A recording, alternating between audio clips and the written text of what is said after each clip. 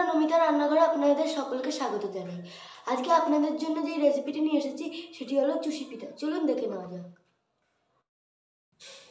দেখুন চুষি পিঠা করতে কি কি উপকরণ লাগবে। চুষিটারে আমরা কেটে নিয়েছি, তারপর কাজু বাদাম, কিশমিশ, খেজুরের গুড় আর দুধটাকে আমরা ফুটিয়ে নিয়েছি। চলুন এবার দেখে নিই।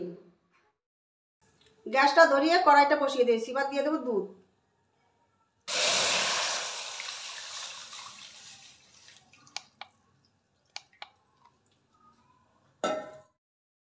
দেখুন বন্ধুরা, আমার দুধটা ফুটে গেছে। এবার কাজুটা আর কিশমিশটা আমি দিয়ে দেবো।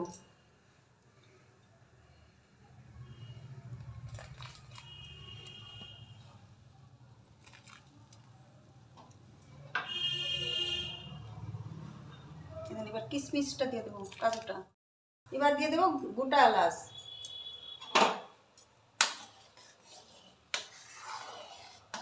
এবার দিয়ে দেবো খেজুরের গুড়।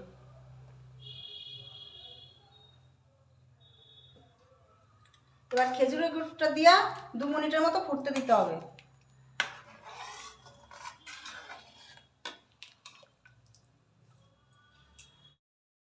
দেখুন বন্ধুরা, আমার দুধটা ফুটে গেছে। এবার আমি চুষিগুলো দিয়ে দেবো।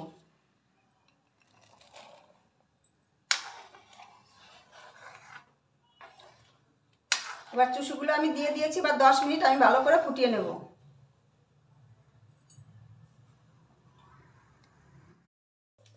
দেখুন আমি 10 মিনিট রেখে দিয়েছিলাম। এবার আমার চুষিটা রেডি হয়ে গেছে। এবার আমি নামিয়ে নেব।